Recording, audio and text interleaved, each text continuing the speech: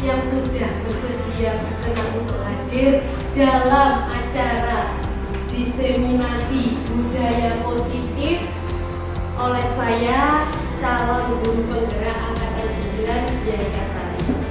Terima kasih atas kehadiran Bapak Ibu semua dalam kesempatan hari ini untuk mengikuti diseminasi budaya positif. Sebelumnya, marilah kita panjatkan puji syukur kehadirat Tuhan Yang Maha Kuasa, karena berkat rahmat dan hidayahnya kita dapat berkumpul dalam acara pada pagi hari ini. Sholawat serta salam semoga selalu tercurahkan kepada junjungan kita Nabi Muhammad SAW, keluarga, para sahabat serta umatnya di dunia ini. Oke, Bapak Ibu, tidak perlu berlama-lama, saya pada pagi hari ini akan sedikit memberikan diseminasi mengenai budaya positif yang ada di sekolah. Sebelumnya, coba Bapak Ibu ada sebuah permainan dari saya. Silakan Bapak Ibu yang duduknya berjajar. Nanti ada yang menggenggam tangan. Salah satu saja yang menggenggam tangan. Ibaratkan genggaman tangan Bapak Ibu itu di dalamnya ada sesuatu hal yang berharga.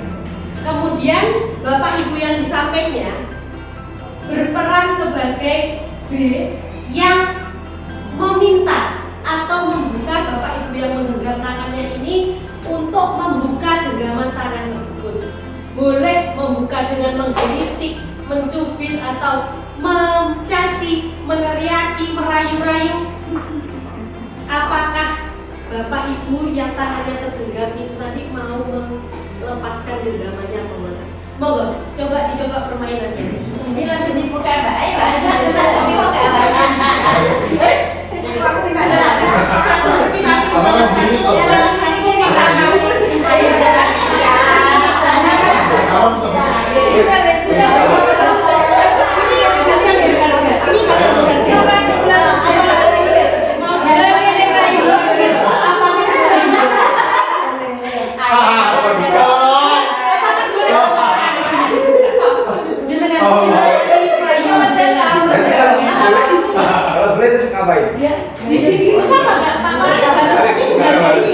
Satu.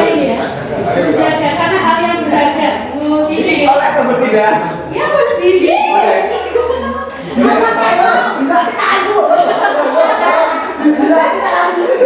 Tapi tetap tidak mau ya. Apapun yang dilakukan tidak mau terbuka ya. Mau dicaci maki, mau dirayu-rayu, mau dijibit, mau dipaksa.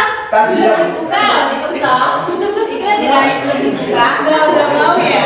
Nggak mau karena melindungi hal yang berharga.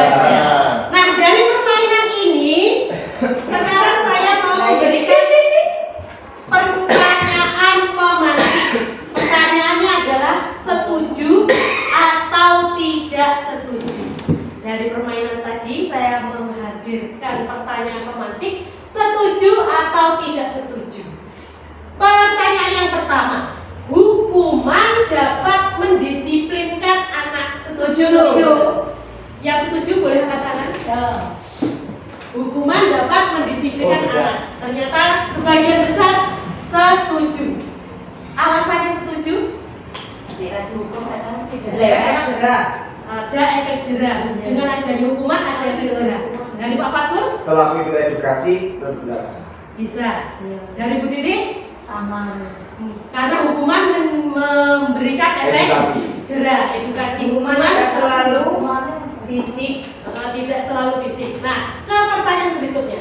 Pemberian hukuman dengan hal positif seperti membaca atau membersihkan halaman sekolah dapat meningkatkan disiplin anak. Iya. Yang setuju silahkan angkat tangan. Setuju. Kemudian selesai. Semua, berarti semuanya setuju ya? Alasannya? Alasannya Bu Titi pripun? Di samping anak-anak diberikan hukuman, anak-anak dilatih untuk selalu menjaga kebersihan baik di halaman sekolah maupun di dalam kelas. Karena dapat ada positifnya, dampaknya ya, menjaga kebersihan baik itu di halaman sekolah maupun di kelas. Terima kasih. Untuk yang berikutnya, memberi penghargaan dapat meningkatkan motivasi belajar anak. Setuju? Setuju. Yang setuju silakan angkat tangan. Nah, Alhamdulillah semuanya setuju ya. Oke. Sekarang kita akan membuktikan apakah yang kita pahami selama ini adalah sesuatu yang betul atau kita lanjutkan. Nah, budaya positif dan nilai-nilai kebajikan universal. Apa yang Bapak Ibu lihat dari gambar ini? Seorang guru, ini namanya permainan apa? Boneka benang. Boneka benang. Ini diibaratkan adalah murid kita, peserta didik kita, anak-anak kita. Bahwa dalam teori kontrol yang diungkapkan Dr. William Glasser menyatakan bahwa ilusi guru mengontrol murid. Ilusi guru mengontrol murid. Ilusi bahwa semua penguatan positif, efektif dan bermanfaat. Ilusi bahwa penguatan positif itu bermanfaat. Ilusi bahwa kritik dan membuat orang merasa bersalah dapat menguatkan karakter. Yang berikutnya, ilusi bahwa orang dewasa memiliki hak untuk memaksa anak. Tadi di pertanyaan dengan pemantik dinyatakan bahwa apakah hukuman dapat mendisiplinkan siswa? Apakah hukuman dapat mendisiplinkan siswa? Banyak yang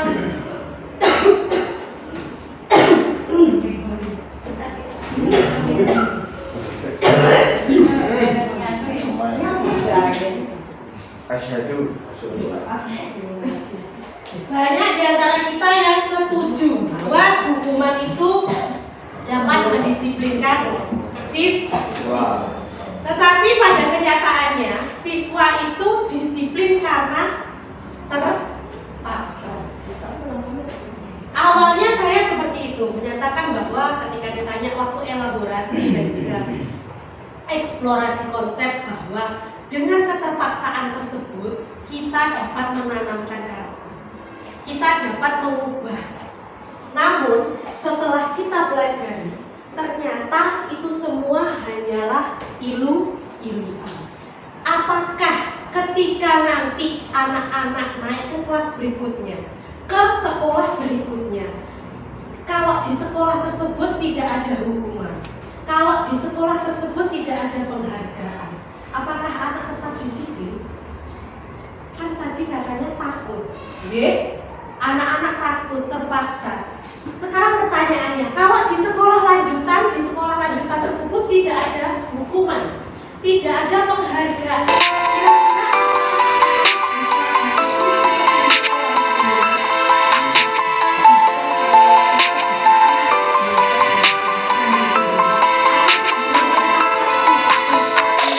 menimbulkan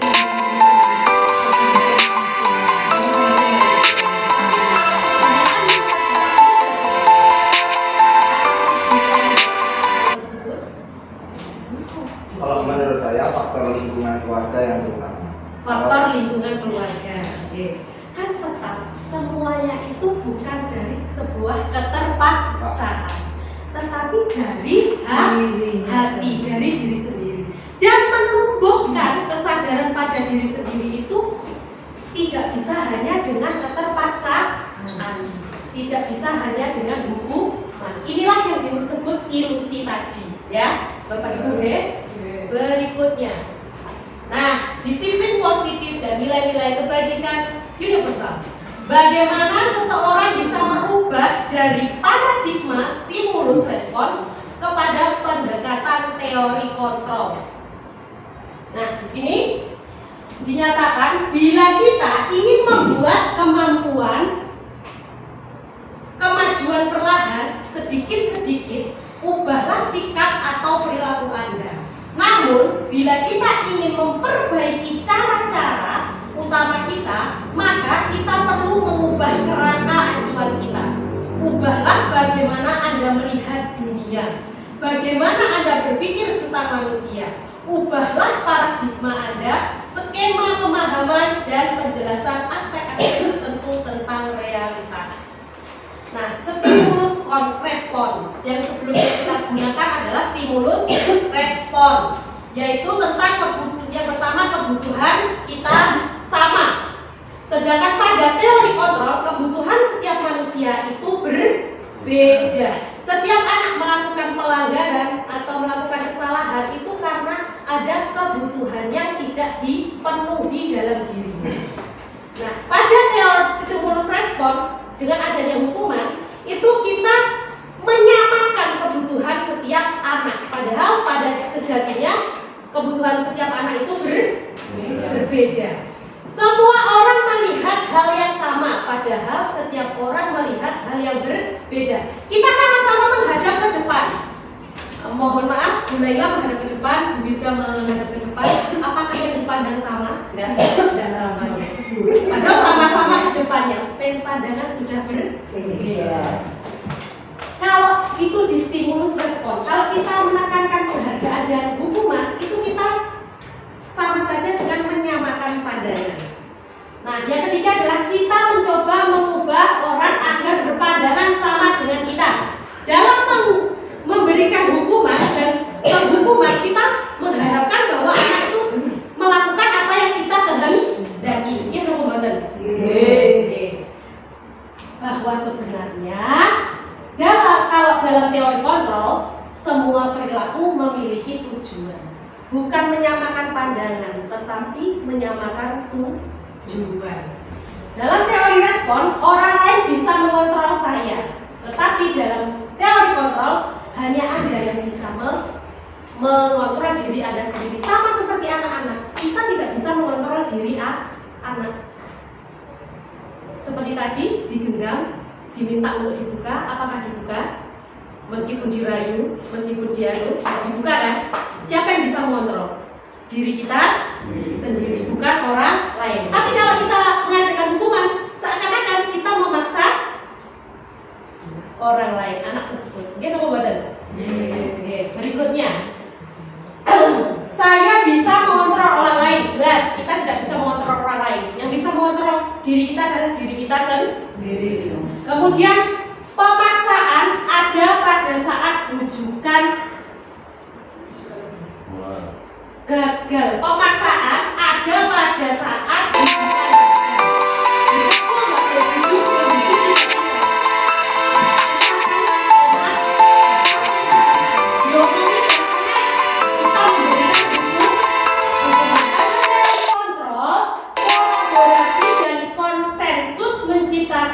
pilihan-pilihan baru. Disinilah yang dinamakan teori kontrol. Kita tidak memaksakan, tetapi mengadakan kolaborasi dan konsensus, konsekuensi dari kesepakatan kolaborasi tadi.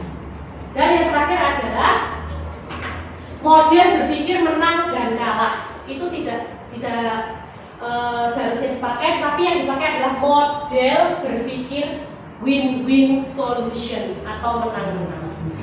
Win-win solution. Jadi bukan ketika kita berhasil memaksa anak kita menang, anak kalah, bukan. Tetapi yang diperlukan dalam teori kontrol dalam memberikan budaya positif pada anak itu adalah win-win solution. Kita menang, anak-anak menang dan juga bahagia. Itu nanti kembalinya ke konsensus. Next. Nah, makna kata disiplin. Seorang yang memiliki disiplin diri berarti mereka bisa bertanggung jawab terhadap apa yang dilakukan. Karena mereka mendasarkan tindakan mereka pada nilai-nilai kebajikan universal. Dalam hal ini, Ki Hajar Dewantoro menyatakan bahwa pertanggungjawaban atau verantwoordelijkheid, itu bahasa Belanda, selalu menjadi sisihannya hak atau kewajiban dari seseorang yang pegang kekuasaan atau pimpinan dalam umumnya. Adapun artinya tidak lain ialah orang tadi harus mempertanggungjawabkan dirinya serta tertibnya laku diri dari segala hak dan kewajiban. Bahwa setiap hak dan kewajiban itu menghasilkan tanggung Jawab. Berikutnya, makna-makna nilai kebajikan. Nilai-nilai kebajikan adalah sifat-sifat positif manusia yang merupakan tujuan mulia yang ingin dicapai setiap individu. Seperti yang telah dikemukakan oleh Dr. William Glasser pada teori kontrol, menyatakan bahwa setiap perbuatan memiliki satu tujuan. Dian Goosen mengemukakan bahwa dengan mengaitkan nilai-nilai kebajikan yang diyakini seseorang, maka motivasi intrinsiknya akan terbangun sehingga menggerakkan motivasi dari dalam untuk dapat mencapai tujuan mulia yang diinginkan. Nah, disinilah Bapak Ibu, seperti yang sudah saya ungkapkan tadi, bahwa keterpaksaan itu tidak efektif untuk membentuk karakter anak. Tetapi apa yang efektif adalah memberikan, mendorong keyakinan diri pada anak dan yang akan melahirkan konsekuensi atau konsensus. Nilai-nilai kebajikan yang ingin dicapai oleh setiap anak Indonesia kita kenal dengan profil pelajar Pancasila. Mati lampu. Profil pelajar Pancasila, mungkin Bapak Ibu ada yang sudah mengajarkan kepada anaknya. Belajar Pancasila, beriman dan bertakwa pada Tuhan Yang Esa dan berakhlak mulia, berkebinekaan global, gotong royong mandiri, kreatif dan bernalar kritis. Itu ya, yang sudah kita ajarkan kepada anak-anak didik kita. Itu adalah profil pelajar Pancasila. Hal inilah yang ingin kita bangun dari budaya positif. Nah, teori motivasi, hukuman, dan penghargaan serta restitusi. 3 motivasi perilaku manusia. Jadi manusia itu melakukan suatu tindakan dimotivasi 3 hal. Yang pertama, untuk menghindari ketidaknyamanan atau hukuman. Ini tadi kalau kita menerapkan hukuman tadi ya. Nah, yang kedua adalah motivasi untuk mendapatkan imbalan atau penghargaan dari orang lain. Penghargaan dapat mendisiplinkan anak atau membentuk karakter tadi. Nah, yang ketiga, untuk menjadi orang yang mereka inginkan dan menghargai diri sendiri dengan nilai-nilai yang mereka percaya. Kira-kira Bapak Ibu, dari ketiga motivasi tersebut, motivasi mana yang seharusnya kita giring untuk anak-anak kita? Penghargaan. Yang kedua, berarti Bu Laila yang kedua ya? Yang pertama tadi, hukuman. Untuk menghindari ketidaknyamanan atau hukuman. Oh, yang untuk menghindari. Yang pertama. Yang kedua, untuk mendapatkan imbalan atau penghargaan dari orang lain. Pertanyaannya di sini kan? Sudah. Ibu ada. Oh, ternyata. Ini Pak. Oke, ada 3 motivasi perilaku manusia. Yang pertama, untuk menghindari ketidaknyamanan atau hukuman. Yang kedua, untuk mendapatkan imbalan atau penghargaan. Yang ketiga, untuk menjadi orang yang mereka inginkan dan menghargai diri sendiri dengan nilai-nilai yang mereka percaya. Kira-kira dari 3 motivasi ini mana? Kemana? Yang mana yang harusnya kita berikan kepada anak-anak? 3. Yang ketiga, berarti apakah sesuai dengan hukuman mendisiplinkan anak? Penghargaan membentuk karakter? Hukuman positif membentuk karakter? Tidak. Dari sinilah kita terpatahkan. Awalnya saya dulu juga berpikiran seperti Bapak Ibu semua. Nah, maka dari itu seharusnya kita menggiring anak-anak, memotivasi anak-anak untuk menjadi orang yang mereka inginkan dengan nilai-nilai yang mereka percaya. Bagaimana caranya? Caranya adalah memberikan keyakinan kelas. Bapak Ibu sudah pernah membuat keyakinan kelas bersama anak-anak di kelasnya? Sudah. Ada yang belum? Ada yang sudah. Bagus. Terima kasih Bu Yusi sudah melaksanakan keyakinan kelas. Keyakinan kelas. Keyakinan kelas. Kenapa kok harus keyakinan kelas? Kenapa kok keyakinan kelas? Kenapa kok nggak peraturan kelas? Kenapa kok tidak peraturan kelas? Kalau peraturan itu kan searah yang membuat guru saja atau sekolah saja, anak-anak tidak diberi hak untuk memberi pendapat mereka, tidak diberi kesempatan untuk mendiskusikan peraturan keyakinan yang akan mereka sepakati bersama selama mereka berada di kelas. Terima kasih Pak Mus. Kenapa kok tidak peraturan? Kenapa keyakinan kelas? Karena kalau peraturan yang membuat kita sendiri, satu arah, gurunya sendiri atau pihak sekolah sendiri. Tetapi kalau keyakinan kelas dibuat, siapa yang membuat? Semua warga kelas warga. Kalau peraturan keyakinan sekolah, semua warga sekolah. Dari sinilah ada kolaborasi antara peserta didik dan juga gurunya, membuat suatu kesepakatan keyakinan yang akan dijalankan selama mereka berada di sekolah atau kelas tersebut. Dan harapannya tidak hanya terbawa di kelas tersebut saja, tetapi bisa menanamkan karakter dalam diri sendiri. Orang kalau sudah yakin, berarti dia mau melakukan. Beda dengan peraturan. Kalau ketika kita membuat peraturan, belum tentu peraturan itu disukai anak-anak. Kita membuatnya. Tetapi kalau keyakinan, siapa yang buat? Mereka sendiri. Maka kalau mereka sudah yakin, maka akan dilakukan. Keyakinan kelas. Nah, prosedur pembentukan keyakinan sekolah atau kelas. Yang pertama, Bapak Ibu, mempersilahkan warga sekolah atau murid-murid di sekolah atau kelas untuk bercurah pendapat tentang peraturan yang perlu disepakati di sekolah atau kelas. 2. Mencatat semua masukan-masukan para murid atau warga sekolah di papan tulis atau kertas besar berisikan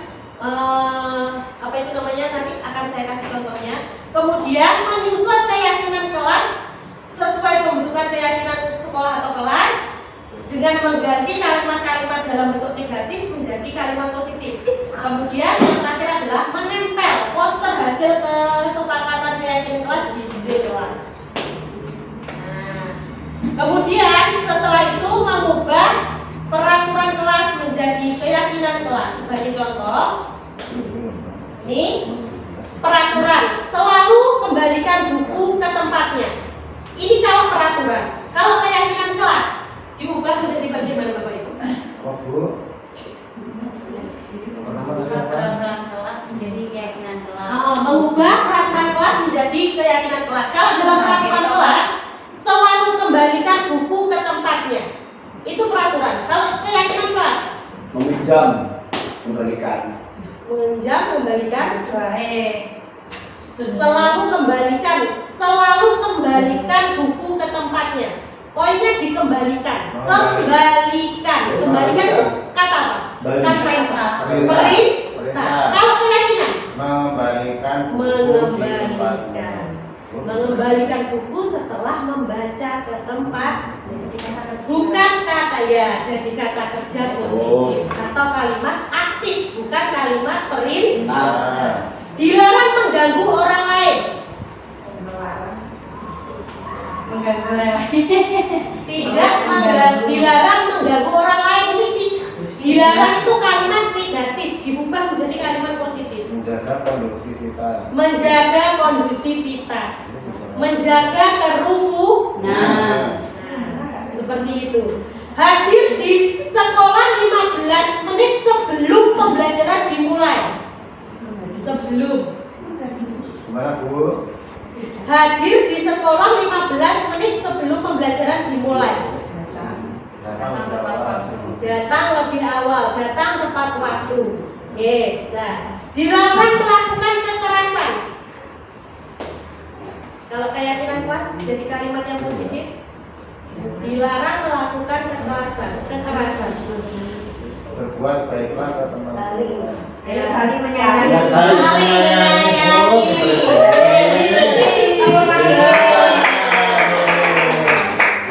Dilarang menggunakan narkoba. Dilarang menggunakan narkoba. Menjauhi. Menjauhi narkoba. Dilarang. Bergantian atau menunggu giliran. Antri. Sabar. Berbaris sesuai. Biasakan antri, budayakan antri. Antri. Terima kasih. Gunakan masker. Menggunakan masker apabila sakit, misalnya flu gitu ya. Jangan berlari-lari di dalam kelas. Jangan berlari-lari di dalam kelas. Tertib di kelas, duduk yang duduk manis, duduk tenang.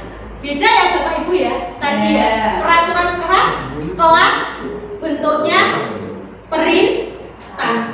Tetapi kalau keyakinan kelas, apa yang harus dilakukan? Jadi anak-anak tidak dipaksa, tetapi mereka meyakini dan menyadari. Itu fungsi dari keyakinan kelas. Ini mengubah, nah ini tadi sudah. Nah ini keyakinan kelas, contoh-contohnya. Contohnya baca dulu. Yang kelas 1 ya, contohnya. Setiap anggota kelas perlu belajar. Setiap anggota kelas perlu senang. Perlu melakukan tugas. Perlu saling menghargai. Perlu merasa aman. Yang berikutnya keyakinan kelas 5. Selalu bersikap positif. Senantiasa menjadi yang terbaik. Percaya dan menghormati orang lain serta barang miliknya. Berkomitmen terhadap setiap tugas, senantiasa membantu. Nah, kalau keyakinan kelas yang sudah lanjut kelas 7 atau SMP seperti contohnya, hormat.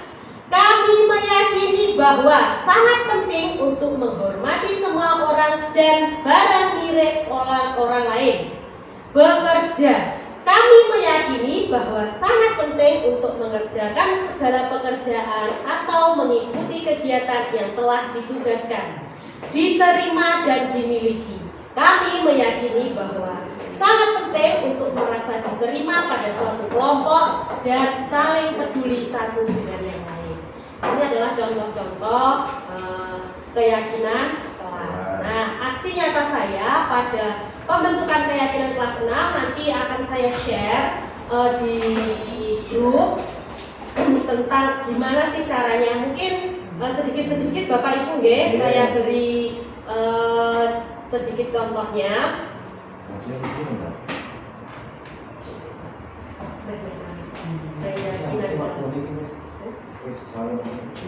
Nah ini, jadi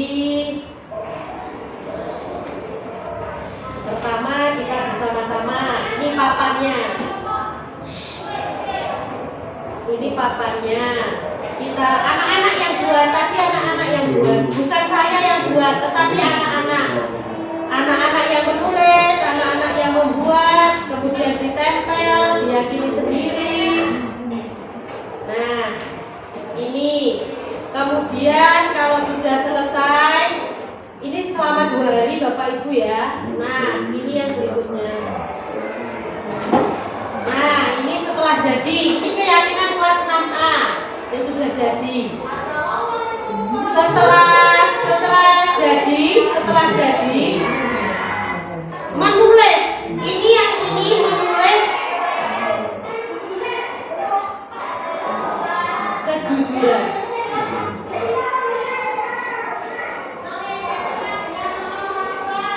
Ini yang bagian biru, ini menulis perilaku yang mencerminkan keyakinan kelas. Yang warna pink atau merah ini menuliskan perilaku yang tidak mencerminkan keyakinan kelas. Ini hasilnya. Nah ini, anak-anak sudah tulis. Jadi anak-anak setelah selesai dibannerkan, tadi setelah saya bannerkan keyakinan kelasnya, kemudian anak-anak menulis perilaku apa yang mencerminkan dan perilaku apa yang tidak mencerminkan. Itu tadi cara pembuatan keyakinan kelas. Nanti bisa dilihat di YouTube secara lengkapnya. Next, berikutnya. Tadi sudah. Setelah menulis keyakinan kelas, tapi pasti berpikir deh, apakah dengan adanya keyakinan kelas terus anak-anak tidak melakukan kesalahan? Apakah ada tetap melakukan kesalahan? Tetap. Nah, ini kita sekarang akan belajar cara mengatasinya. Kebutuhan dasar manusia, ada 5 kebutuhan dasar manusia. Yang pertama adalah kebutuhan untuk bertahan hidup atau survival, seperti makan, minum, berpakaian, melindungi diri. Yang kedua adalah kasih sayang dan rasa diterima, love and belonging, dan kesenangan, fun. Keempat adalah kebebasan, freedom. Setiap manusia ingin bebas. Dan yang berikutnya adalah penguasaan atau power. Nah, ini adalah kebutuhan dasar, 5 kebutuhan dasar manusia. Apabila kita melakukan kesalahan, berarti ada salah satu atau salah 2 kebutuhan yang tidak dipenuhi atau terpenuhi. Nah, ini sebagai contoh.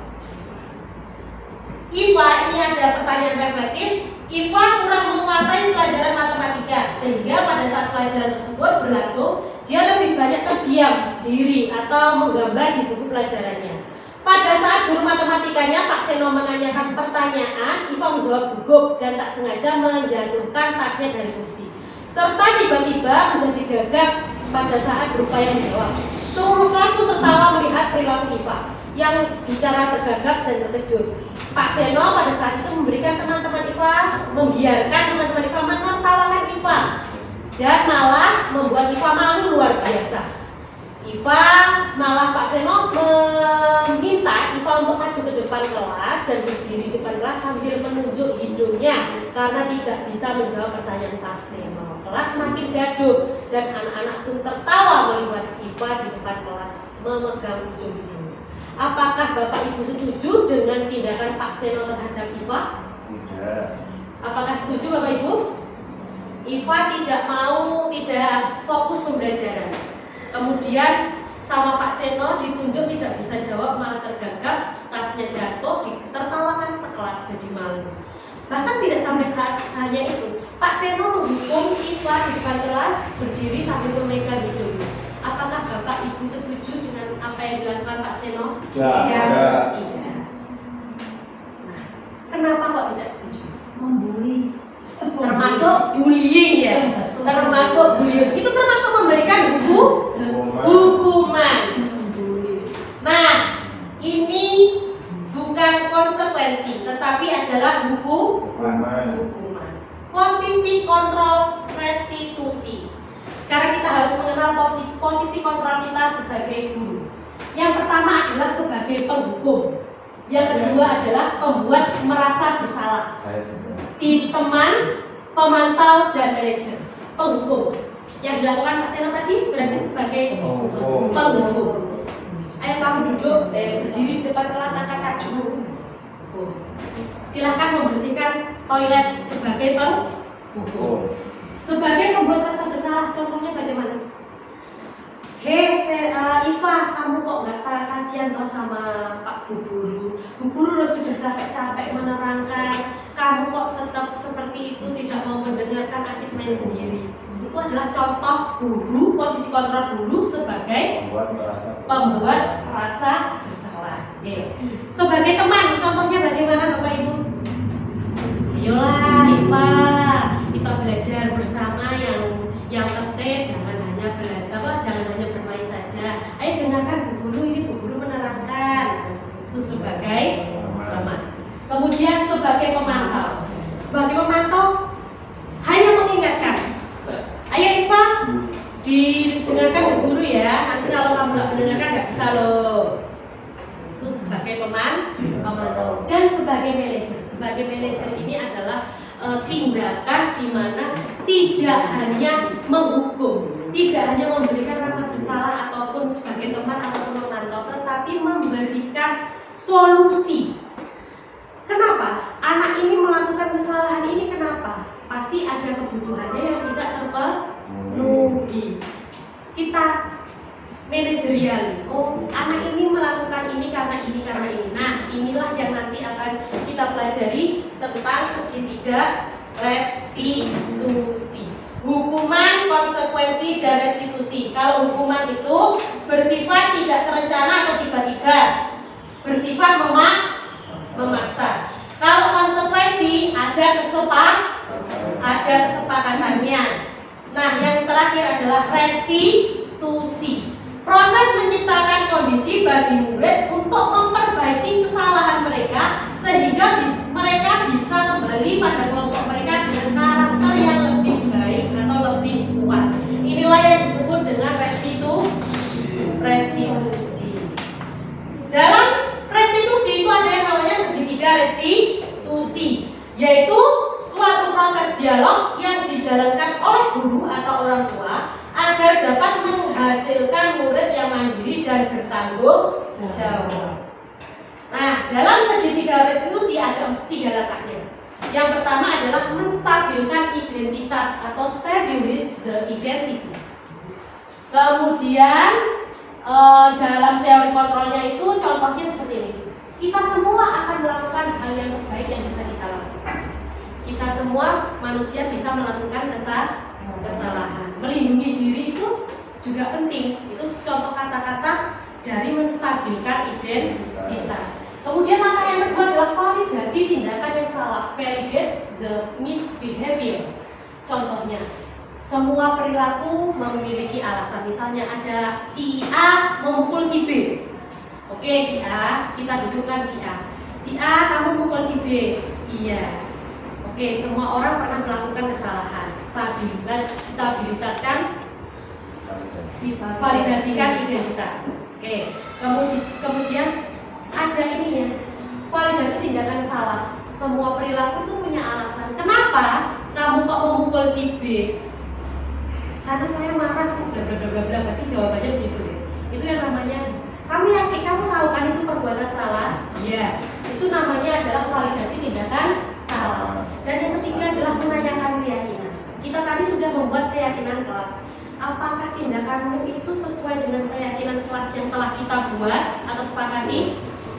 Tidak, Bu. Nah, disinilah keyakinan kelas dilakukan.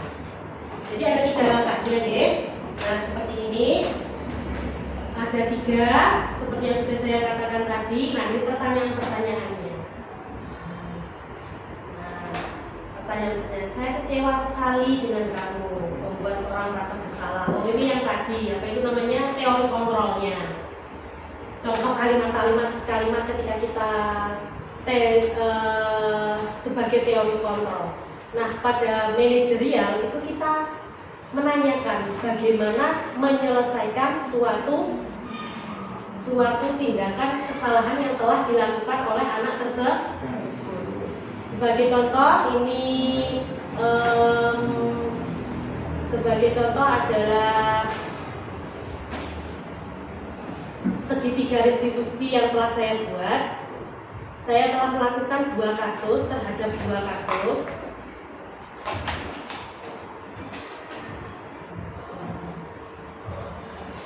Sebentar ya Bapak Ibu. Saya cari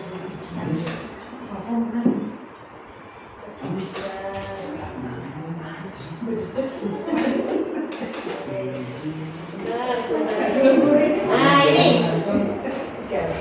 Oh, tapi tidak ada kasusnya.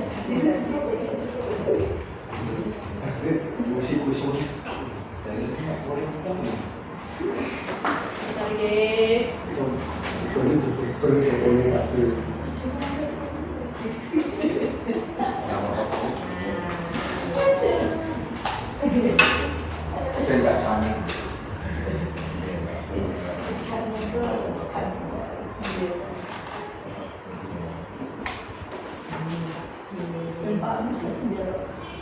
Kasusnya seperti ini Bapak Ibu yang saya ceritakan sambil nunggu. Kasusnya itu Webi pada saat hampir istirahat, belum istirahat itu, nah ini saat jam pembelajaran hampir habis, guru kelas izin ke kantor untuk mengikuti rapat. Peserta didik di kelas sudah diberi tugas. Karena sudah selesai, semuanya duduk-duduk di area pojok baca. Di kelas 6A ada area pojok baca, itu ada digelar karpet gitu, jadi duduk-duduk seperti itu. Webi mau ngajak Dava, nah si Davanya nggak mau, minta tolong Radit. Nah Raditnya itu gandoli Dava, si Webinya tidak terima, kemudian si Radit ditendang punggungnya, nangis. Seperti itu kasusnya. Nah, yang saya lakukan dalam segitiga restitusi yang saya lakukan adalah yang pertama, saya menanyai, menvalidasi kesalahannya tadi. Ini validasi tindakan salah. Menanyakan apa solusi yang dia lakukan. Yang solusinya apa? Minta maaf. Dan dia sadar tidak akan melakukannya lagi karena hal tersebut tidak sesuai dengan keyakinan kelas yang telah disepakati. Kurang lebih seperti itu Bapak Ibu segitiga restitusi yang telah saya lakukan. Oke, yang terakhir Bapak Ibu.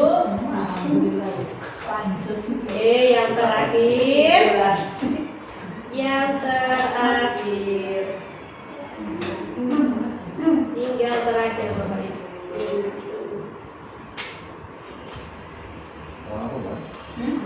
Refleksi terakhir. Terakhir Bapak Ibu.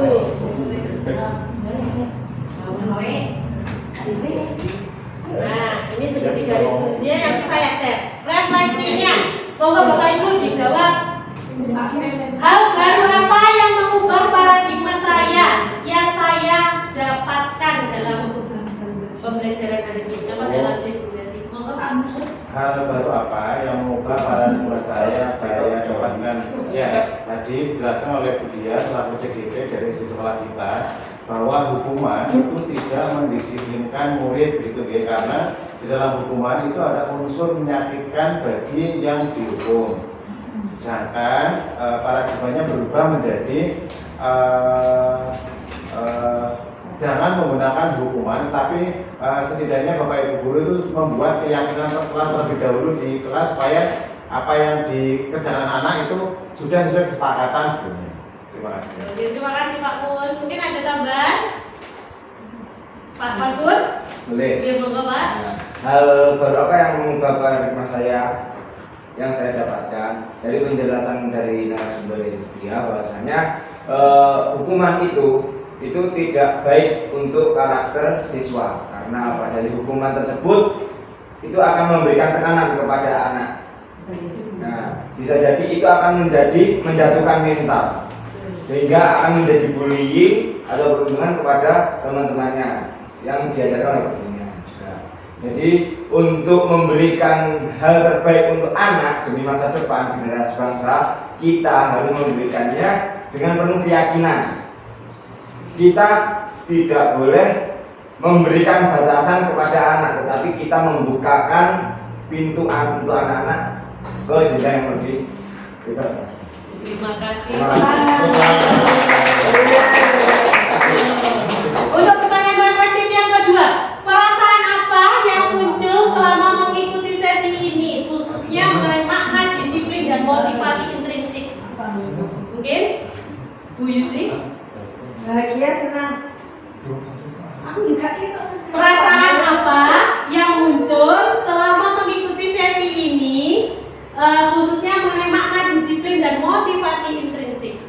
Perasaan saya senang karena mendapat pencerahan terkait disiplin ya, tentang disiplin. Saya selama ini menerjemahkan disiplin ya harus ada aturan ketat yang mengikat semua anggota yang ada di sekolah tersebut. Ternyata bukan seperti itu mindset yang salah. Jadi saya selama mengikuti sesi ini saya merasa senang mendapat pencerahan dari Budian selaku CGT.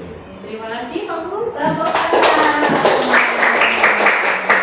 Efektif yang ketiga, Bapak Ibu, peran among seperti apakah yang saya telah lakukan selama mengikuti modul ini? Sebelum mengikuti modul ini, Bapak Ibu peran amongnya sebagai apa? Penghukum, pembuat rasa bersalah, atau manajerial?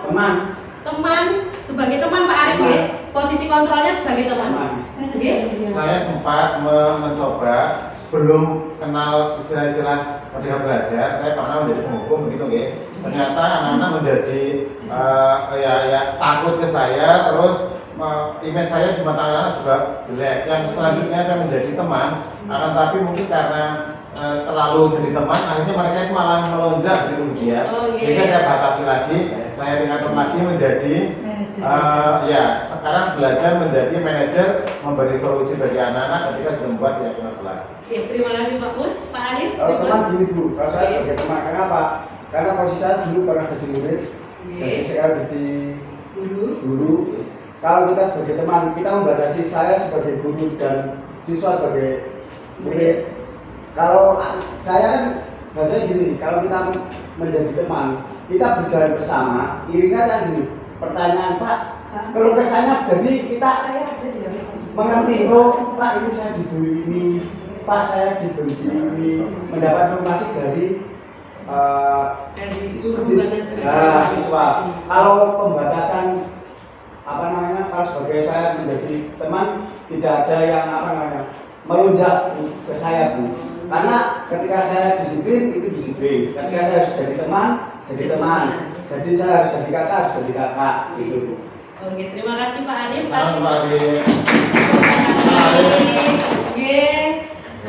Pasti dalam menjadi teman Pak Arif juga memberikan solusi-solusi. Nah, ketika kita memberikan solusi-solusi itu naik menjadi manajerial. Ya. Jadi sebagai teman juga sebagai manajerial karena kita sudah memberikan solusi-solusi kepada peserta didik atau anak-anak. Ini contoh boleh Bu? Contoh.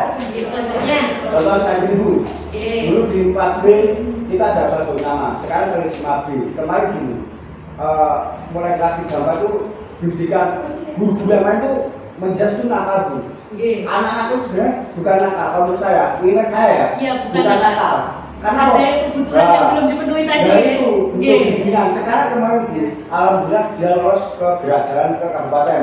Padahal terobosannya dia di sekolah, terus image-nya guru-guru itu menjadi sudah nakal. Tapi kalau saya tidak, anak tidak ada yang nakal, tapi kita butuh perhatian kalau saya. Mencari apa yang dia butuhkan. Ternyata yang dibutuhkan perhatian, kasih sayang. Muncul keahlian-keahliannya apa yang dipunyai. Potensi akhirnya muncul Bu. Kalau kita menjas, saya tidak pernah menjas itu nakal. Ini nakal enggak? Saya tidak pernah. Karena saya pernah merasakan hal itu. Apa yang harus saya beri. Itu. Pengalaman saya akan saya terapkan ke anak-anak. Karena saya pernah ini beda yang lain nih. Aku dan Bro pernah aku dan bolos sudah. Apapun sudah Bu. Jadi kita pernah pengalaman menjadi murid. Jadi saya kasih pengalaman kasih sayang, dia membutuhkan kasih sayang, membutuhkan potensi dengan sudah melakukan restitusi. Nah itu Bu. Terima kasih Pak. Untuk pertanyaan yang terakhir, saya akan menjadi among yang seperti apakah setelah mengikuti sesi ini? Bapak Ibu, monggo dijawab. Ingin menjadi among yang seperti apa? Penghukumkah? Pembuat rasa bersalahkah? Temankah? Monggo kita jawab bersama-sama. Bismillah. Bisa ya kita menjadi manajerial untuk anak-anak kita semua. Ya, mungkin ada pertanyaan Bapak Ibu? Cukup jelas. Terima kasih banyak Bapak Ibu atas kesediaannya mengikuti sesi ini. Semoga ilmu yang kita peroleh pada hari ini menjadi ilmu yang berkah. Sekali lagi saya sampaikan terima kasih sebanyak-banyaknya. Mohon maaf apabila ada kesalahan kata,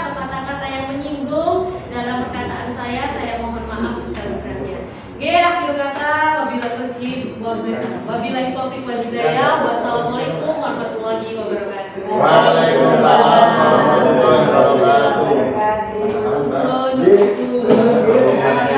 Kesan saya setelah mengikuti diseminasi budaya positif yang dilaksanakan tadi siang oleh rekan saya Budia selaku CGP Angkatan 9 Banyuwangi dari SDN 1 Genteng. Kesan saya senang ya, karena mendapatkan pencerahan ilmu baru yang selama ini belum saya dapatkan. Ya, saya masih beranggapan bahwa untuk mendisiplinkan siswa diantaranya dengan cara memberi hukuman. Selain itu membuat aturan-aturan yang sifatnya searah yang dibuat oleh guru kelas atau sekolah. Itu kesan saya. Adapun pesan saya, Budia selaku CGP selalu terus semangat Budia ya, selalu tetap semangat, karena kami mengharapkan Budia selalu memberi pencerahan apa yang didapatkan selama mengikuti kegiatan program guru penggerak. Tetap semangat Budia. Demikian, Assalamualaikum warahmatullahi wabarakatuh.